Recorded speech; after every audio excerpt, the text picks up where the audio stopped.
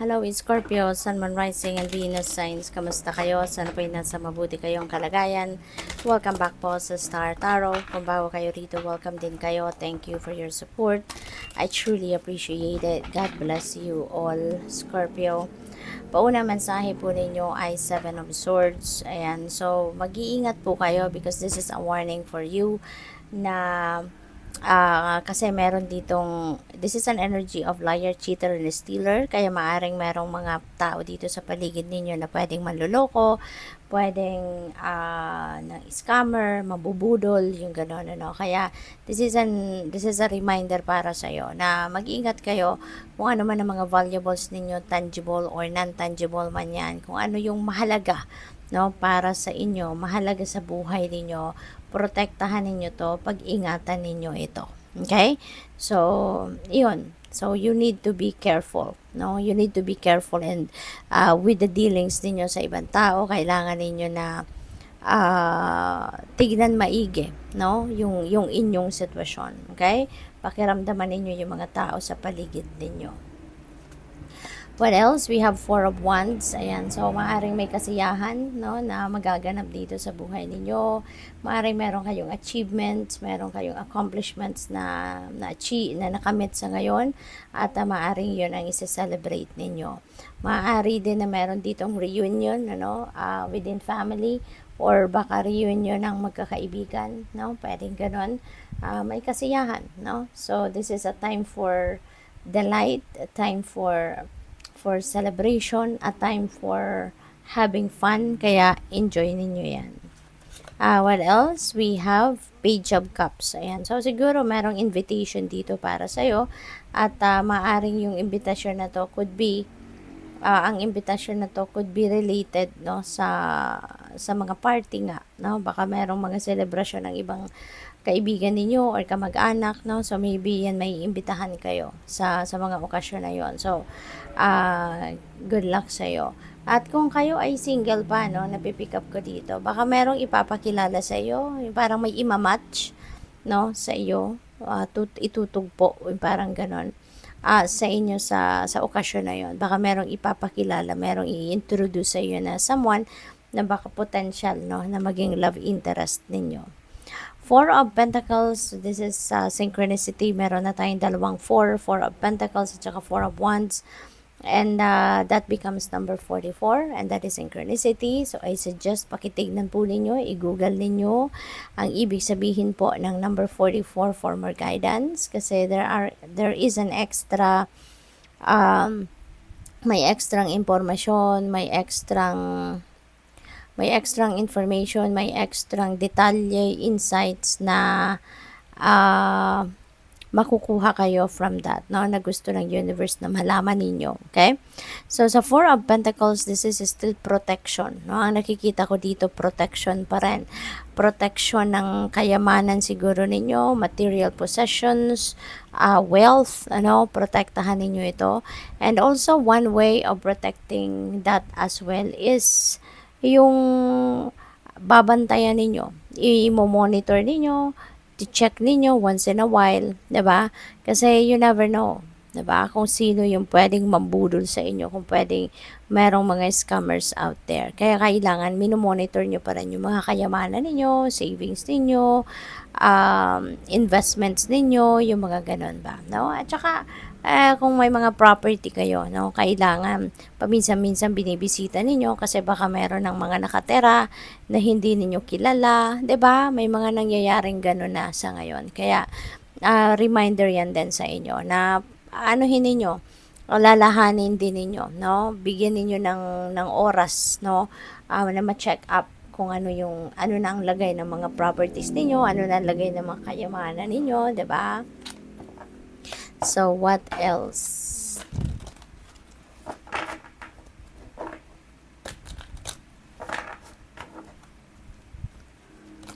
So, we have endurance. Ayan, keep going. Okay? Keep going.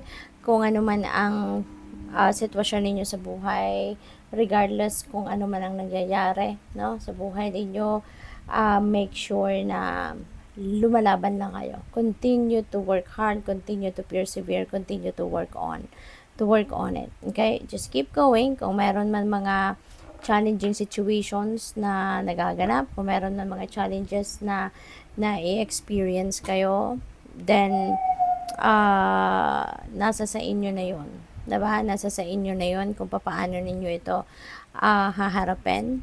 Diba? But giving up is not an option. Okay? Never ever think to give up. Never ever think na sumuko kayo or sukuan ninyo ang kung ano man ang sitwasyon. Okay?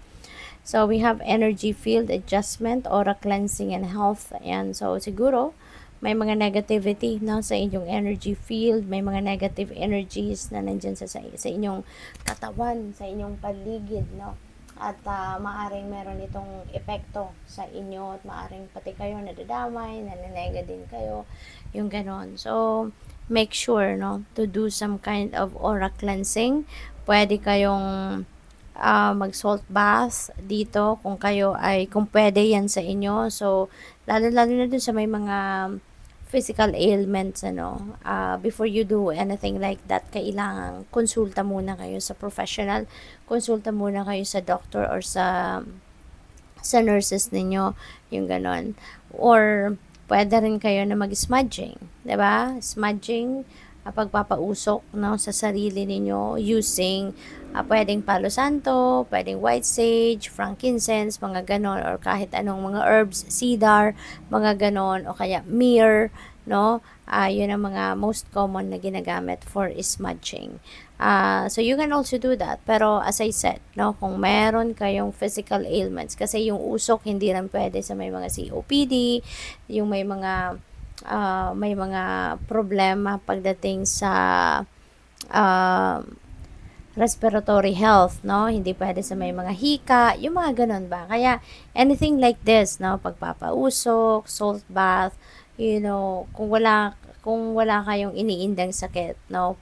Pwede yon. Pero kung meron kayong mga health concerns, konsulta muna kayo, no? Konsulta muna kayo sa doctor or sa mga nurses. Pwede rin naman na you can also use a pinch of salt, no? Pwede kayong maglagay ng pinch of salt sa tubig, 'di ba? Kung sa pagligo ninyo, even naka-shower kayo, kung meron kayong tabo or anything, lagyan ninyo ng tubig yan, lagyan ninyo ng pinch of salt, at yun ang gamitin ninyo, pang-last na ninyong banlaw, no? Pag nagbanlaw na kayo, yun ang panghuli ninyo. So, ayun, kailangan lang ninyo dyan na kumbaga habang binubuhos ninyo yung tubig na yan sa katawan ninyo mula ulo hanggang paa, imagine ninyo na you are wrapped or you are surrounded with white light, no? Para kumbaga ma-cleanse, no, yung sarili ninyo at matanggal yung mga negativity sa inyong energy field. We have homeland. Ayan. So parang may travel ang iba sa inyo rito. Scorpio, maybe ang iba sa inyo dito magagaling pa sa abroad, maaring ang iba sa inyo rito is going to travel from afar, at kayo ay papunta, no, siguro sa tahanan ninyo, pauwi na kayo. Maybe nagtatrabaho ang iba sa inyo sa abroad, and you are coming home for good, no, siguro nakapag-ipon na kayo, at dito na kayo magsisimula ng negosyo, magsisimula kayo ng bagong buhay, pwedeng ganun, or possible din ang iba sa inyo baka natapos na yung kontrata, no, at nakapag-ipon na din kayo, nakapag-save na kayo, and you are going to start a new life, no, dito for good. So good luck sa iyo. We have guide, mentor, trustworthy ally. So probably kayo to, no, baka kayo ay isang mentor, maaring kayo ay isang spiritual coach, spiritual counselor, no, spiritual guide. So siguro isa kayong ganon, or baka ang iba sa inyo kayo ang naghahanap, no, ng mentor or someone that can guide you, spiritual guide, mga ganon, na sa makakapagpa-enlighten sa inyo ng kung ano na mga dapat ninyong gawan. Baka meron kayong mga ikukonsulta sa kanila. So what else?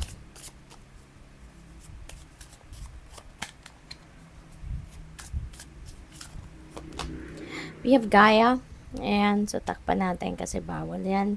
So, trust that the universe has a better plan that you do. Okay? Protecting the planet, herbal, or working with nature in same way. Spending time with nature to be healed, soothed, and regroup. Ayan, so parang ano to, connecting, no, with the divine universe. Connecting with Mother Gaia, no, with the earth. Yun ang ano, ang panawagan sa inyo dito kasi maybe you need renewal, kailangan ninyo ng pahinga, kailangan ninyo na introspection, 'di ba? Mag-replenish ng lost energy, kailangan ninyo na mag-recharge. Kaya iniimbitahan kayo rito na mag-spend time kayo with nature kasi nature spirits are very healing, very therapeutic, no? Nakakatulong 'yan na pagaanin ang ating pakiramdam, pagaanin ang ano natin, ang mga nararamdaman natin, nagtatanggal din yan ng mga negativity sa sarili natin, sa katawan natin. Okay?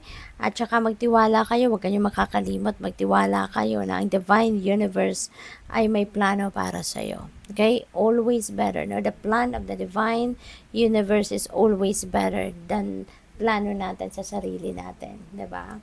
So, tingnan natin kung ano pa ang ganap for some of you. We have gossip. Wow. People are talking about you and what you are doing. Maraming nakikialam sa inyo. Scorpio, marami sigurong mata nakatingin sa iyo, nagbabantay sa iyo. 'Di ba? Siguro napakaganda na ng kalagayan ninyo, sitwasyon ninyo sa buhay, estado ninyo sa buhay. Maaring you're very successful already.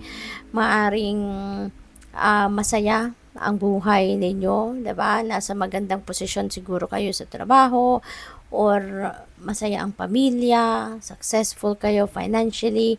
Kaya ikaw yung pinag-uusapan, 'di ba? Ikaw yung pinapanood ng mga tao sa paligid ninyo.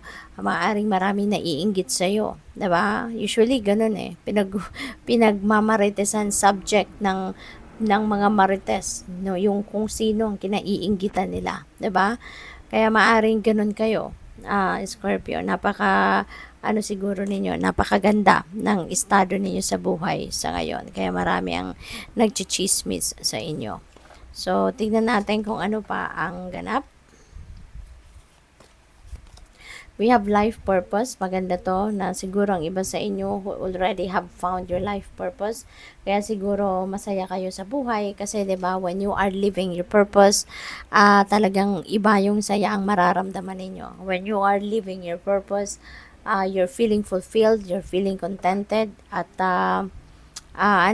yung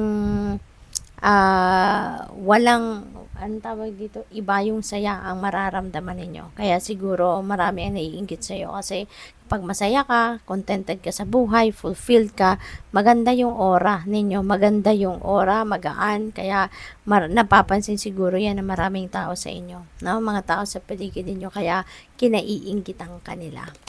We have the past. Ayan. So, siguro meron dito magbabalik. No? Pwedeng tao that you have a history with. Pwedeng ex-jowa ninyo, ex-kaibigan, na baka makikita ninyong muli, magkakausap kayong muli, at baka kayo ay magbabalikan muli. Maaring merong reconciliation dito na magaganap. Pwedeng ganon. Pwede rin naman na meron kayong unfinished business dito at babalikan ninyo ito. Maaring kung ano man yan, mga projects ninyo, hobbies ninyo, mga gano'n na sinimulan ninyo dati, hindi ninyo natapos because you were distracted, no? At ibang bagay na napagtuunan ninyo ng pansin. Kaya siguro ngayon, maaring yun ang babalikan ninyo, no? It is also possible na baka meron kayong trabaho dati, pinagtrabahuan dati, na ngayon baka namimiss nila yung serbisyo mo. No? Namimiss nila yung presensya mo sa kumpanya or sa opisina. Kaya maaring baka mag-o-offer muli sa inyo na pabalikin ka sa trabaho mo. So, that is also possible. So, good luck sa iyo. Thank you for watching Love and Light. Namaste.